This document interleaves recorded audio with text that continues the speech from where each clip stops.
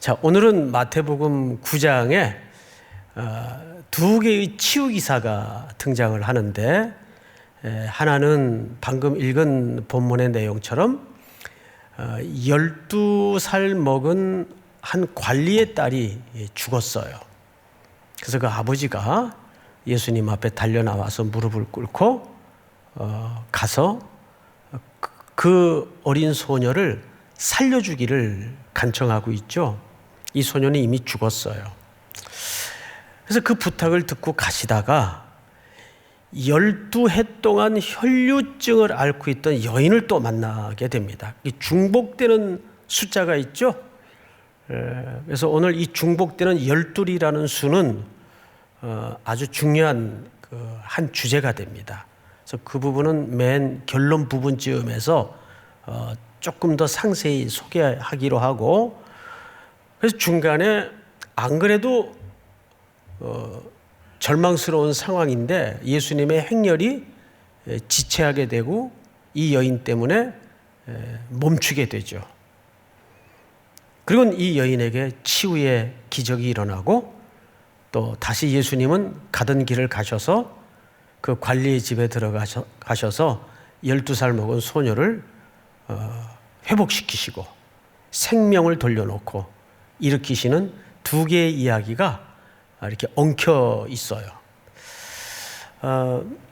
여러분, 과연 이 스토리는 우리에게 익숙하기 때문에 우리가 이것을 그냥 표피적으로만 보면, 겉으로만 보면, 예수님은 능력이 많으시니까 또 병든 자를, 죽은 자를 살릴 수도 있고 고칠 수도 있으니까 그런 여러 치유 기사 중에 하나쯤 아니겠는가, 이렇게 생각할 수가 있습니다.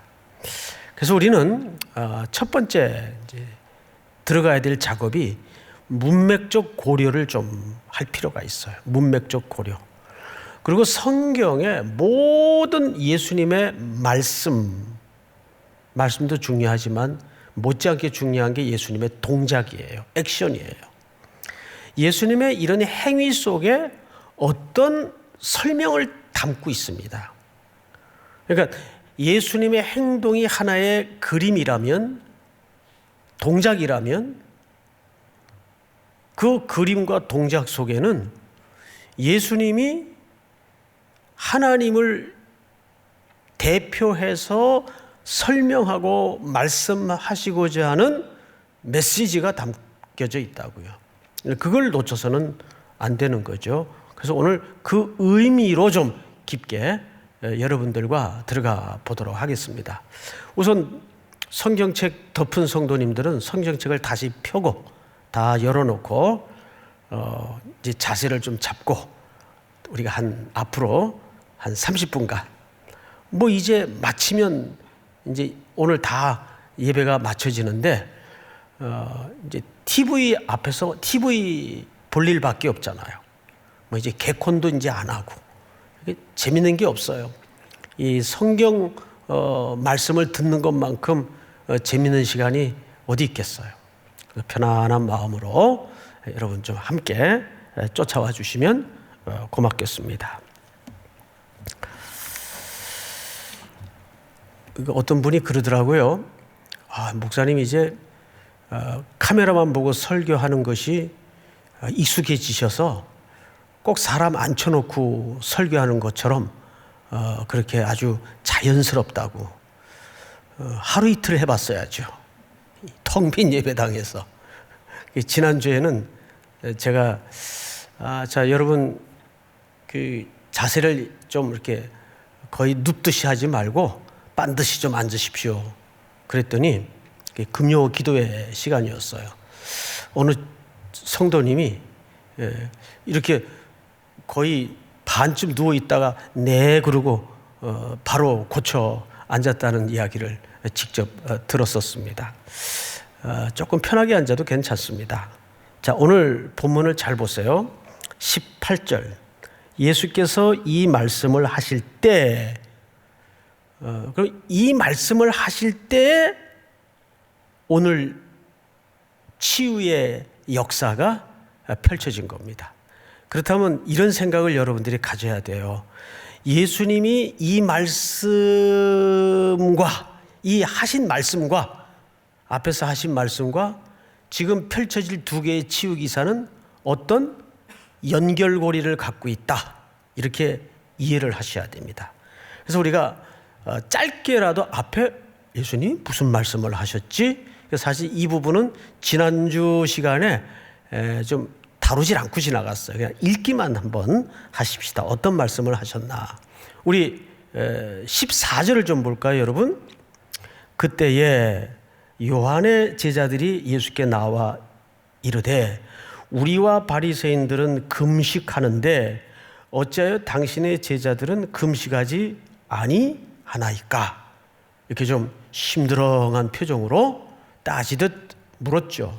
그러자 예수님이 그 요한의 제자들에게 이런 대답을 해요. 예수께서 그들에게 이르시되 혼인집 손님들이 신랑과 함께 있을 동안에 슬퍼할 수 있느냐? 그러나 신랑을 빼앗길 날이 이르리니 그때에는 금식할 것이니라. 자, 여러분 화면을 좀 봐주시기 바랍니다. 이 말씀은 굉장히 중요합니다. 예수님의 첫 기적이 펼쳐졌던 현장이 요한복음 2장의 가나 지역의 혼인잔치 자리였어요. 예수님은 우리의 신랑이세요. 그런데 예수님이 뭐라고 얘기를 하냐면 신랑과 함께 있는데 왜 금식을 하느냐? 같이 잔치하고 같이 즐거워해야 되지. 그런데 머지않아서 그 신랑을 빼앗길 날이 온대요. 이것은 뭘 암시하는 메시지일까요? 그렇죠. 예수님이 곧 체포되고 순환을 당하시고 죽음을 향해서 걸어갈 임박한 시간을 설명하고 있는 거예요. 그때가 되면 모두가 금식할 날이 올 것이다. 그러니까 여기서 예수님이 강력하게 드디어 자신이 메시아로서 이 땅에 와서 너희들이 기대하던 그런 삶이 아니라 너희들의 영원한 죄의 문제를 해결하기 위해서 나는 십자가를 향하여 걸어가야 될 것이고 로마 군병들과 대제사장들에게 체포되어 고난을 받고 죽어야 할 것이라는 것을 이 메시지 속에 담고 있는 거죠. 그리고 이어서 두 번째 얘기를 합니다. 두 번째 얘기를 좀 볼까요? 16절 생배 조각을 낡은 옷에 붙이는 자가 없나니 이는 기운 것이 그 옷을 당기어 헤어짐이 더하게 됨이요. 이 무슨 얘기냐 하면 자, 옷이 헌 옷인데 구멍이 났어요. 그러면 생배 조각이라는 것은 한 번도 물에 담거나 사용되지 않은 천조각을 얘기합니다. 그 생배 조각으로 거기다가 이렇게 떼워요. 구멍난 자리에다가 떼우겠죠. 그리고 나서 옷을 입고 돌아다니다가 이걸 한번 물에 빨면 어떻게 될까요? 그 생배 조각으로 붙인 자리가 전부 오그라들어요. 쪼그라든다 그래야 되나요?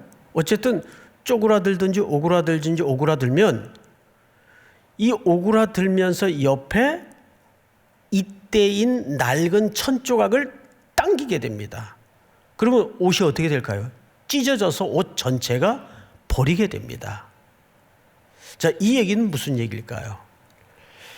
하나님께서 이제 곧 새로운 시대를 예고하는데 그 부연 설명이 17절입니다. 17절은 우리 시청하고 계시는 예배 드리고 계시는 우리 성도님들이 한번 같이 읽도록 하십시다. 자, 본문을 좀 17절 봐주시기 바랍니다. 시작. 새 포도주를 낡은 가죽 부대에 넣지 아니하나니 그렇게 하면 부대가 터져 포도주도 쏟아지고 부대도 버리게 됨이라.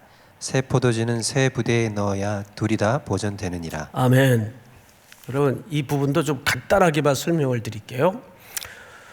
포도주라는 것은 담아놓으면 발효가 됩니다. 이렇게 팽창하죠. 그런데 그 새 포도주를 갖다가 낡은 가죽 부대에다 담아두면 이 새 포도주가 발효가 됐을 때 어떻게 될까요? 부대가 터져버립니다. 그러면 부대도 터지고 포도주도 못 쓰게 되고, 그래서 새 포도주는 어디에다가? 새 부대에다가 담아야 된다 그 말이에요. 이거는 앞에 얘기하고 사실 같은 얘기예요. 즉, 이 세 개의 어려운 것 같은 이 본문들을 종합해 보면 이런 겁니다. 하나님께서 우리 죄의 문제를 해결하기 위해서 아들 예수 그리스도를 이 땅에 메시아로 보냈어요. 근데 이 메시아는 철장의 권세를 가지고 휘두르고 제압하고 군림하는 메시아가 아니라 유대인들은 그런 강력한 근육질의 메시아를 원했어요.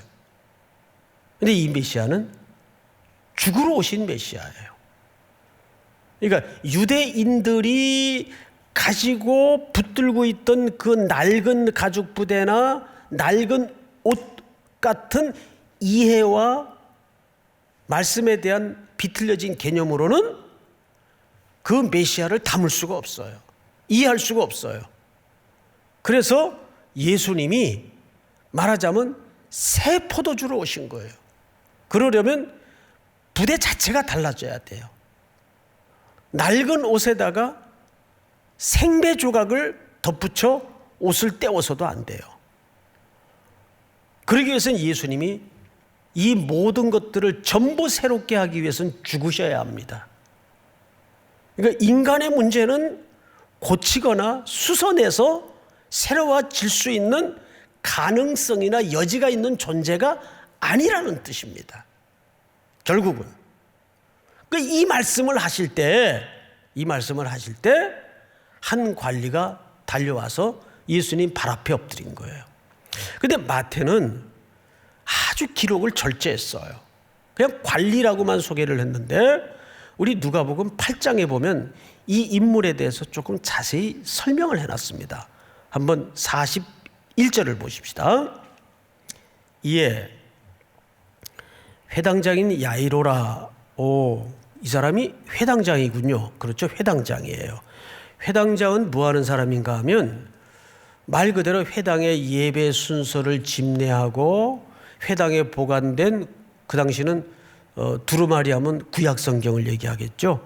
그걸 관리하고 또 백성들이 배운 율법을 잘 지키나 감독하고, 그리고 가장 중요한 잘 알려지지 않는 직무가 하나 있는데, 이 회당장은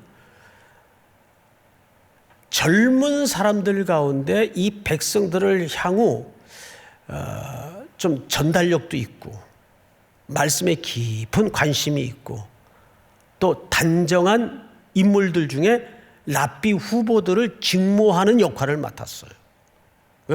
굉장히 이스라엘 그 유대 공동체에서는 중요한 위치입니다. 보통 한 마을에 지도자가 7명이 뽑히는데 그 중에 회당에 관련된 지도자를 3명을 뽑아요. 그 중에 장입니다. 그러니까 이 사람은 이 공동체 안에서도 신망이 두텁고 사람들에게 존경을 받는 관리예요. 근데 이름이 야이로입니다. 근데 이 야이로에게는 12살 먹은 외동딸이 하나 있었어요. 우리 성경을 마저 볼까요? 자, 우리 한번 같이 읽읍시다. 42절 다 같이 시작. 이는 자기에게 12살 된 외딸이 있어 죽어가미러라. 예수께서 가실 때에 무리가 밀려들더라. 네, 여기에 보니까 12살짜리가 소개되고 외동딸이라는 게 소개됐으니 이 딸은 얼마나 고임을 받는 정말 애지중지한 딸일까요? 그런데 여기에 12이라는 숫자가 굉장히 중요합니다. 조금 중간에 설명을 더 넣자면 유대 사회적 통념에서 여자의 12살은 드디어 한 가정의 아내로서 생산을 할 수 있고 결혼을 할 수 있는 나이예요. 그러니까 이 당시는 굉장히 좋은 이었다고 보면 정확해요. 외딸이 있어. 근데 누가나 마가는 이 딸이 아직 죽질 않았어요. 죽어 가미러라 이렇게 돼 있어요. 죽어 가미러라. 그런데 오늘 마태는 뭐라고 소개했나를 잘 볼까요? 한 관리가 와서 절하며 이르되 내 딸이 방금 어떻게 싸우나? 그렇죠. 죽었사오나. 그래서 이제 공부 많이 한 학자분들이 이것 가지고 참 논란이 많았어요. 어느 시제가 맞는 거냐? 사실은 무의미한 논란이라고 생각이 되는 게 각자 바라본 시간차가 달라요. 마태는 결론을 쓴 거예요. 그냥 결국은 이 딸이 죽었어요. 죽었다는 이론이 어디서 가능한가 하면 누가복음 8장 55절을 한번 보면 이런 기록이 있어요. 그 영이 돌아와 아이가 곧 일어나거늘. 그러면 이 말은 기절한 게 아니에요. 혼절한 게 아니에요. 영이 떠났었어요. 죽었었다 그 말이에요. 죽은 게 확실해요. 일부 어떤 학자들은 또 잠깐 몸이 너무 아파가지고 기절을 했었다. 가사 상태였다. 뭐 이런 주장도 있는데 그 주장은 뭐 썩 그렇게 받아들일 수가 없는 주장이고 확실한 것은 마태의 기록은 뭐라고 정확히 명시를 했죠? 방금 죽었습니다.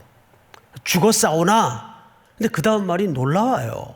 자, 성경을 보십시다. 오셔서 그 몸에 손을 얹어 주소서. 그러면 살아나겠나이다. 죽은 게 확실해요. 근데 놀랍게도 이 회당장 야이로가 예수님에게 와서 엎드려가지고 놀라운 부탁을 하는 거예요. 그래도 오셔서 내 딸의 손을 얹어주시면 우리 딸이 살아날 수 있습니다. 글쎄, 아버지의 어떤 절실함 때문일까요? 부모들이 너무 절실하면 이런 태도가 나올 수도 있겠죠. 여기에서 여러분들에게 한번 제가 돌발 질문을 해볼게요. 이 야이로의 이 태도는 1. 믿음이 있다. 2. 믿음이 없다. 3. 잘 모르겠다. 4. 빨리 목사님이 하십시오. 자, 몇 번일까요? 믿음이 있다 없다? 있죠. 왜냐하면 회당장 정도면 일단 뭐에 능통한 사람이에요? 그렇죠. 구약에 능통한 사람이고 능통하지 않더라도 유대인들은 구약의 스토리를 웬만한 부분은 다 이미 알고 있어요. 회당에서 예배를 드리니까 들었을 거고. 그러면 이들은 죽은 아이가 살아난다는 이 이야기를 마음속에 주제가 됐을 때 퍼뜩 구약에서 어떤 사건이 기억이 날 수밖에 없겠습니까? 2개의 기사입니다. 정확하게 엘리야의 사르밧 과부의 아이를 살리신 일과 두 번째는 수넴 여인의 아이를 살린 엘리사의 이야기예요. 이걸 회당장이 알았을까요? 몰랐을까요? 알았죠. 그러면 그 스토리는 어디 소설책에 있는 겁니까? 구약 성경에 얹어져 있는 겁니까? 그렇습니다. 구약 성경에 있는 기사예요. 그래서 이 회당장은 아마도 추측건데 이분이 놀라운 가르침을 지금 계속하고 계시는데 이분이 그 엘리야와 같은 그 엘리사와 같은 선지자 정도라면 그 구약의 말씀처럼 우리 딸을 분명 살려낼 수 있을 거야 라는 믿음이 있었어요. 그 선지자가 아니고 혹 더 나아가 이분이 구약에 예언되었던 그 메시아라면 더더욱 그런 기적을 기대해도 되지 않겠는가라는 뭐가 있었던 거예요? 구약을 바탕으로 한 믿음이 있었던 거예요. 이해가 되시죠, 여러분? 자, 그러자 이제 예수님의 반응으로 좀 넘어가 보십시다. 19절. 예수께서 19절이 중요합니다. 눈여겨 잘 보세요. 짧지만 예수께서 어떻게 하셨어요? 예수께서 다시 어떻게 하셨어요? 우리 성도님들 한번 복창을 좀 한번 해주세요. 일어나 하셨죠? 자, 다시 한번 일어나. 예, 이 일어나라는 말이 헬라 말에는 이것도 한번 따라서 해볼까요? 에게이로. 다시 한 번만 합니다. 이 발음들 좋으세요. 에게이로. 자, 이 단어가 오늘 모든 이야기의 중심이에요. 에게이로. 자, 아까도 서론 시간에 이런 말씀을 드렸어요. 예수님의 말씀도 중요하지만 예수님의 액션, 동작 하나에도 그림 언어를 담고 있다고요. 예수님이 지금 뭘 들었어요? 죽음의 소문을 들었어요. 그래서 지금 예수님이 일어나셨어요? 어디를 가시려고 일어나신 거죠? 죽음이 지배하는, 죽음이 드리워져 있는 그 장소로, 그 현장을 가시려고 예수님이 에게이로 하셨어요. 일어나셨어요. 믿습니까? 일어나셨어요. 그런데 마태는 이 일어나라는 단어를 에게이로라는 굉장히 독특한 단어로 의도를 가지고 썼어요. 자, 이 에게이로는 어디에 사용되는 전형적인 마태적 기법인가 하면, 자, 마태복음 16장을 한번 보십시다. 자, 우리 전체 한번 같이 읽습니다. 시작.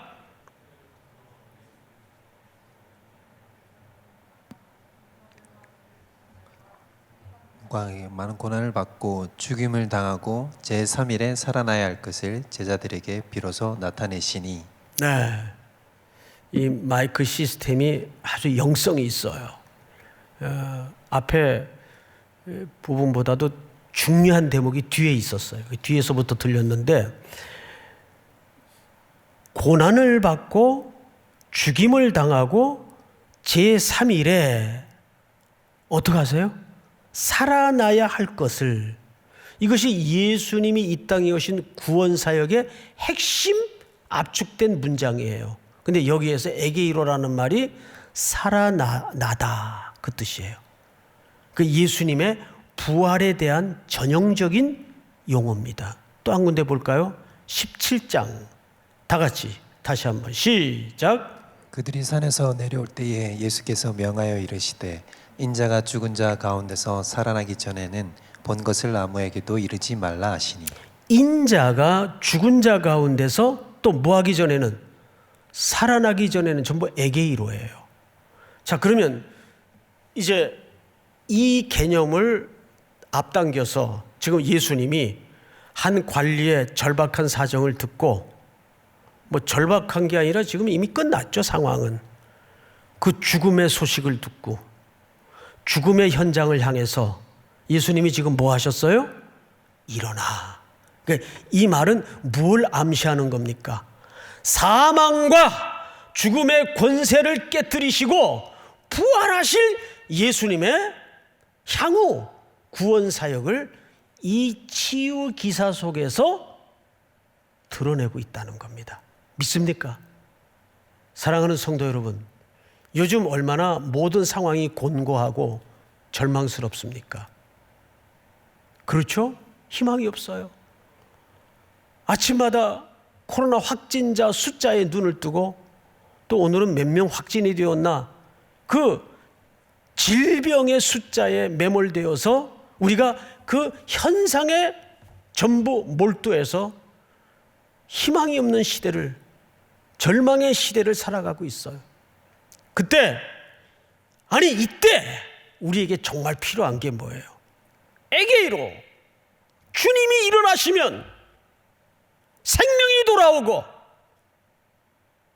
모든 죽었던 자리가 깨어나고 회복되는. 믿습니까? 내가 일어나서는 안 돼요. 누가 일어나세요?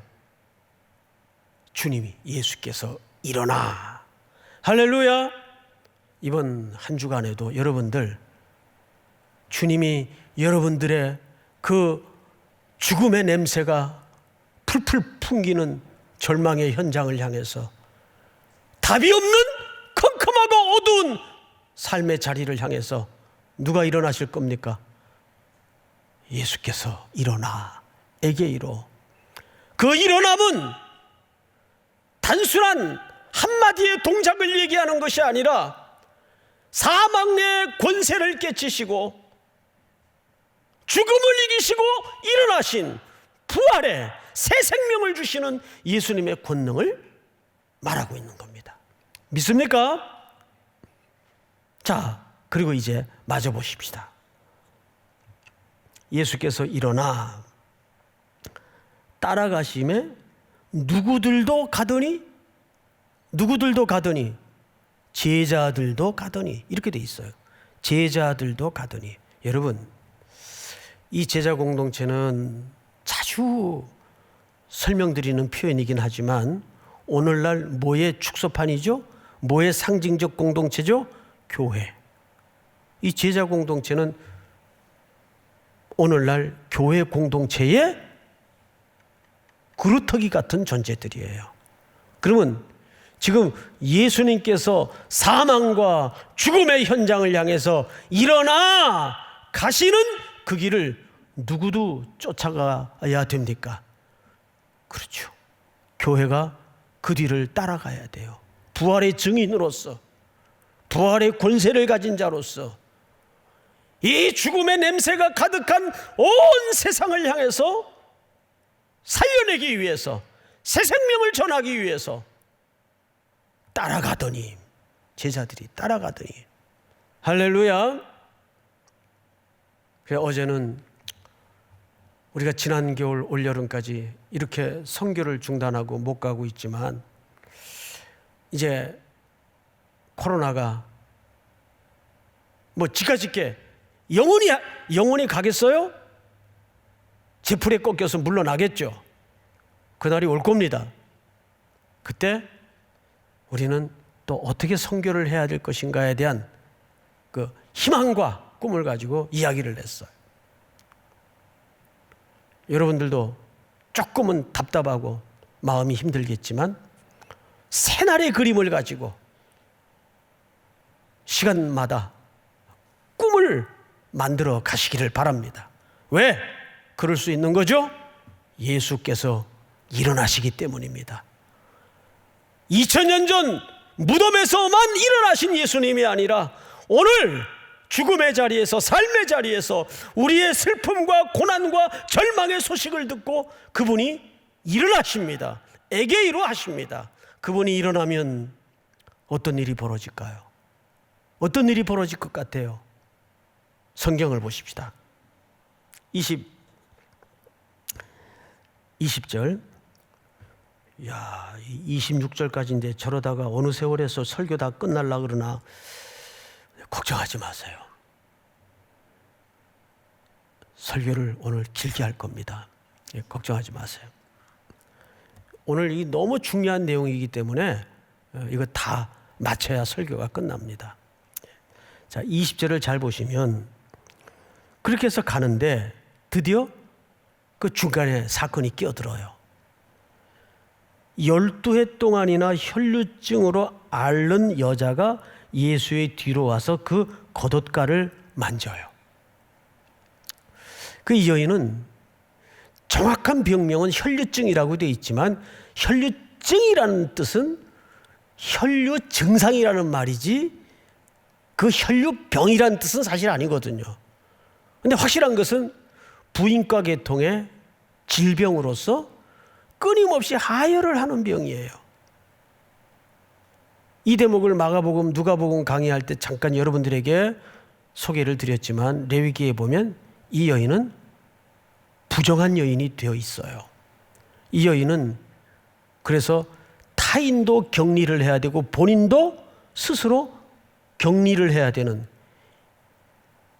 비접촉 시대의 원조의 고독한 인생이에요. 그래서 오늘 말씀의 제목이 뭡니까? 비접촉 인생의 믿음의 접촉이에요. 그래서 저희 딸내미가 제목을 보더니 이거 아빠가 지으셨어요? 라임을 아주 잘 맞추셨네요. 그러더라고요. 자, 여러분, 이 비접촉 인생의 믿음의 접촉. 사실 한 단어로 정의를 했지만 12년 동안이나 이런 삶을 살았다고 한번 풍부한 상상력을 가지고 이 여인의 삶을 반추해 보세요. 얼마나 힘들었을까요? 얼마나 그 인생이 아팠을까요? 얼마나 사는 게 아니었을까요? 마가복음, 누가복음을 종합해 보면 이런 소개가 있죠. 많은 의원들에게 많은 돈을 낭비하고 이제는 돈도 없고 몸은 더 망가지고 공동체에서 제외되어 누구도 접촉할 수 없고 함께할 수 없는 외롭고 무서운 고독 속에서 희망 없이 살아가던 어느 날, 이 마을로 바로 그 소문에 듣던 예수님이 지나간다는 소식을 듣게 되었어요. 자, 이때 이 여인은 결단을 합니다. 이래 주구나 저래 주구나. 시도 안 해보고 후회하는 것보다는 시도해보고 후회하는 게 차라리 낫겠다. 이 여인은 이렇게 거리로 나와서 돌아다닐 수 있는 형편이 안 되죠. 뭔가 뒤집어 썼겠죠. 그리고는 밀려드는 인파 속으로 끼어듭니다. 그리고 예수님의 겉옷가를 만져요. 예수님의 겉옷가를 만졌다는 것은 그 네모난 큰 보자기 같은 외투를 유대인들은 입고 다니는데 그 네 귀퉁이에 청색술로 민수기에 보면 달아놓도록 되어 있죠. 그 이유가 이렇습니다. 한번 같이 읽어보십시다. 이스라엘 자손에게 명령하여 대대로 그들의 옷단 귀에 술을 만들고 청색끈을 그 귀의 술에 더하더라. 왜 이런 명령을 했을까요? 자, 같이 읽습니다. 시작. 이 술은 너희가 보고 여호와의 모든 계명을 기억하여 준행하고 너희를 방종하게 하는 자신의 마음과 눈의 욕심을 따라 음행하지 않게 하기 위함이라. 그리하여 너희가 내 모든 계명을 기억하고 행하면 너희 하나님 앞에 뭐하리라? 거룩하리라. 그러니까 그 술은 주술적 의미가 아니라 그걸 볼 때마다 모든 하나님의 백성들이 하나님의 말씀을 기억해내서 거룩한 삶으로 잊지 않도록 지시하신 율법에 명시된 의식들이에요. 그리고 의복의 구조들입니다. 근데 이 여인이 비집고 들어와서 예수님의 겉옷가에 손을 만졌다는 것은 그 술에다가 손을 댔다는 얘기예요. 이때 예수님이 자기에게서 능력이 나간 걸 깨달으셨어요. 누가 내 옷에 손을 대었느냐? 제자들은 아닙니다. 이 군중들 안 보이십니까? 사람들이 바짝바짝 밉니다. 아니다. 누군가 내 옷에 어떤 의도를 가지고 손을 댔다. 자, 그 의도를 잘 보세요.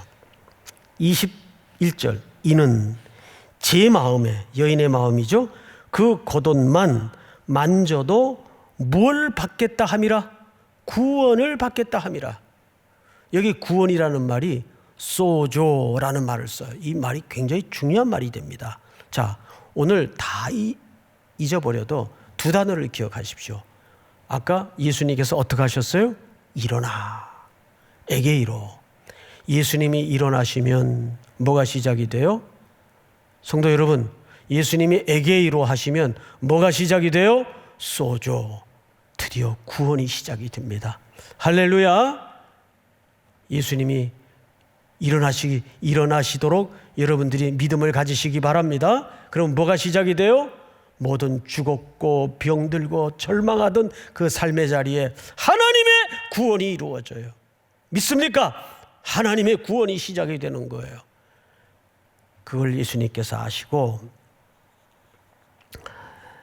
22절 예수께서 돌이켜 그를 보시며 이르시되 딸아, 가장 따뜻하고 사랑스럽고 자애로운 부르심이에요. 딸아, 안심하라. 네 믿음이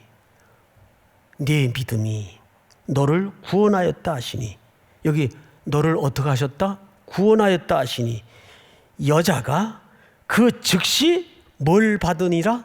구원을 받으니라. 3번 등장을 해요.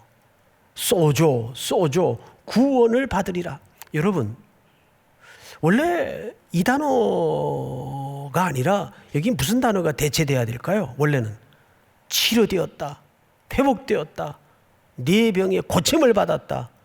근데 예수님은 더 큰 개념으로 선포하세요. 네가 구원을 받았다.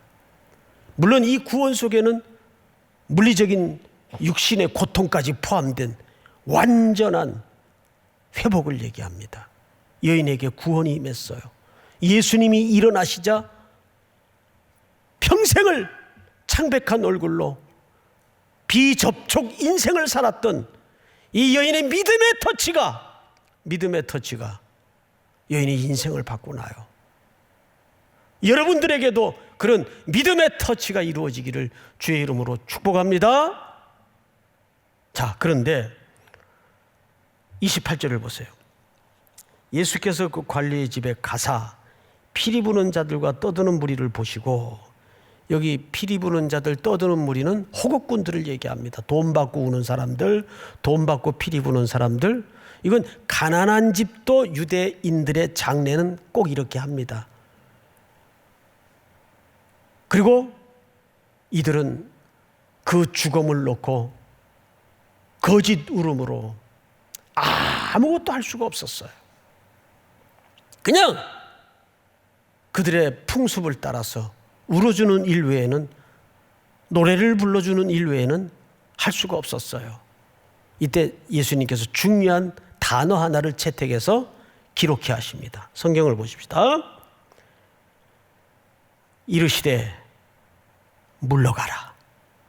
이 물러가라는 말은 귀신들을 내쫓을 때, 여러분, 영의 세계는 있어요, 없어요? 존재합니다. 어둠의 권세에 묶여서 하나님의 영의 세계를 알지 못하고 자기들이 주인인 양 이 세상을 장악하려는 그 어둠의 죽음의 냄새를, 그 죽음의 냄새가 가득한 집안에 동조하는 그 세력들을 다 내쫓았어요. 물러가라. 이 코로나19 물러가라. 모든 절망과 우리를 무너뜨리고 부정케 하는 모든 것들 물러가라. 명령하시기 바랍니다. 예수님의 권세를 가지고. 믿습니까? 여러분 아멘 하셨죠? 물러가야 돼요. 떠나가야 돼요.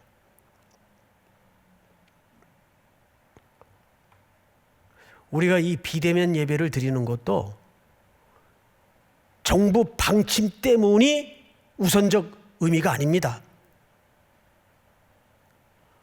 어떤 권력기관도 어떤 정부도 교회를 향해서 예배를 이래라 저래라 할 수가 없어요. 하나님께서 우리에게 이 상황을 언제까지 허락하실지는 모르지만 우린 이 속에서 고요히 하나님의 움직이심을 볼 수 있는 영안이 열려야 돼요. 예수님이 보셨어요. 보시고 그 어둠의 세력에 준동하는 세력들을 물러가라.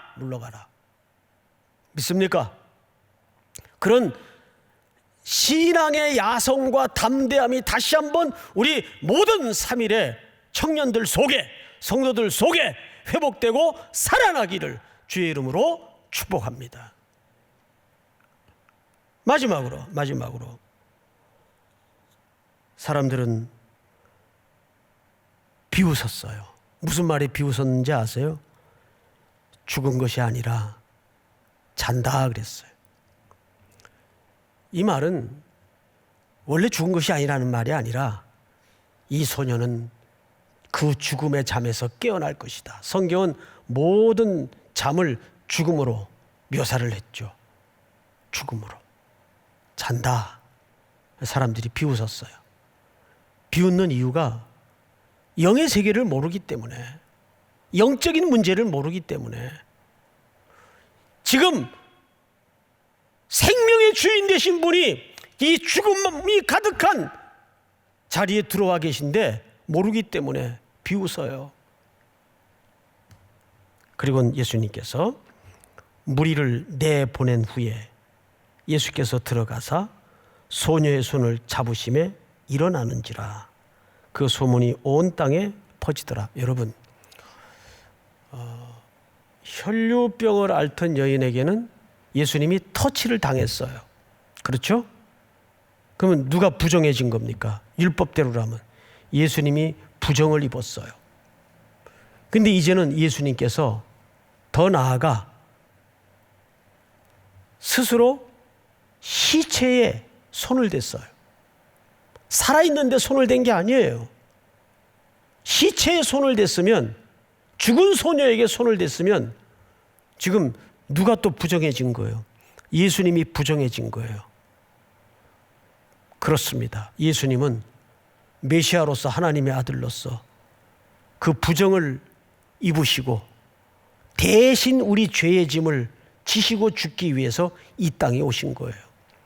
그래서 예수님은 그 부정함을 입어서 십자가에 죄값으로 죽으시고 대신 소녀에게, 여인에게는 새로운 인생과 새로운 생명이 회복된 거예요.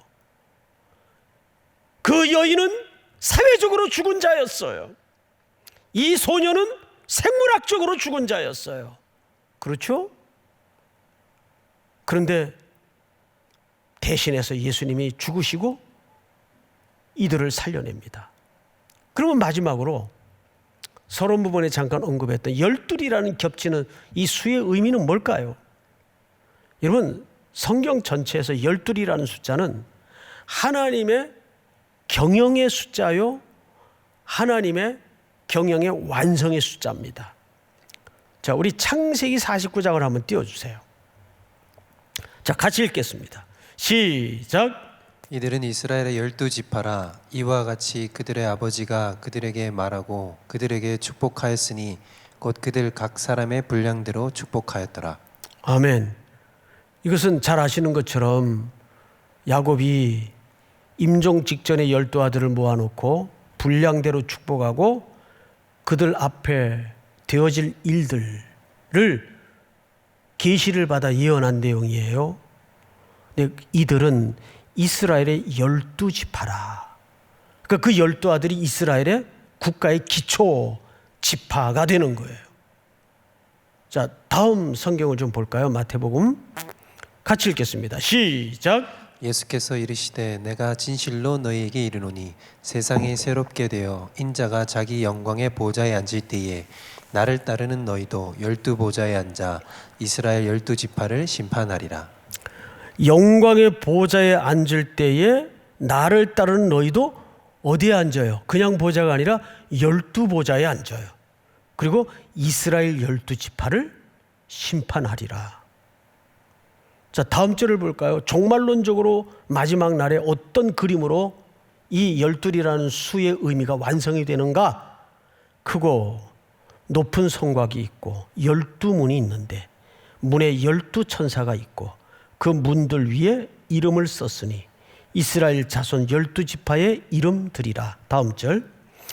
동쪽의 세 문, 북쪽의 세 문, 남쪽의 세 문, 서쪽의 세 문이니 그럼 모두 몇 문이에요? 12문이에요. 그 성곽에, 그 성의 성곽에는 12기초석이 있고 그 위에는 어린 양의 12사도의 12이름이 있더라. 자, 여러분, 이것이 12이 갖는 성경의 중요한 충족수요, 이스라엘의 완성수예요. 자, 그러면 오늘 여기 이 두 치유 기사를 통해서 등장한 12이라는 맞물린 수의 상징적 의미는 뭘까요? 자, 12해 동안 혈류증을 앓았어요. 다 탕진해버리고 이제는 창백한 핏기 없는 얼굴이 인생을 살아가고 있는 여인. 12살. 한창 이제는 육신적으로 생명을 생산할 능력이 된 나이요. 이제 성인으로서 인정을 받고 결혼을 해야 될 정년기인데 소녀가 죽어요. 이건 전통적으로 무슨 그림인가 하면 죽은 이스라엘 상태를 얘기하는 겁니다. 소망이 없고 절망에 놓여진 그 이스라엘 상태를 얘기하는 거예요. 그 이스라엘은 오늘 이 땅의 상황을 또한 반추하고 있는 거죠.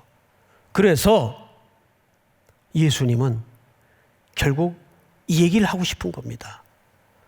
이런 죽은, 질병에 벌벌 떨고 공포에 붙잡혀 죽음 앞에 두려워할 수밖에 없는, 죽음의 권세에 묶여있는 이 세상에 예수를 알지 못하고 핏기 없는 인생을 살아가는 수많은 사람들에게 내가 메시아다, 그리스도 외에는 소망이 없다는 것을 선포하고 가르치기 위해서 일어나 사망의 자리로, 죽음의 현장으로 예수님이 오신 거예요. 그러자 이 땅에는 무엇이 시작이 됐다고요? 구원이 시작이 돼요. 생명이 살아나요. 사랑하는 성도 여러분, 또 한 주도 우리 모든 3일의 성도들은 그 길을 따르고 그 길을 쫓고 내가 일어나는 것이 아니라 예수 그리스도께서 일어나는 것을 믿음으로 바라볼 수 있는 여러분들이 될 수 있기를 주님의 이름으로 축원하고 축복합니다. 우리 다 일어나십시다. 예수 늘 함께 계시네.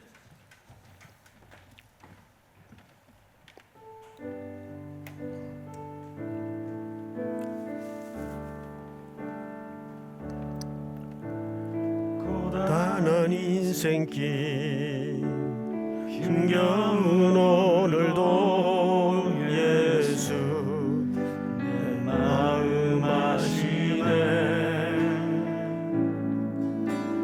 지나간 아픔도 마주할 세상도 예수 내 마음 아시네. 하루를 살아도 기쁨으로 가리 예수 늘 함께 하시네. 후회도 염려도 온전히 맡기리 예수 늘 함께 하시네.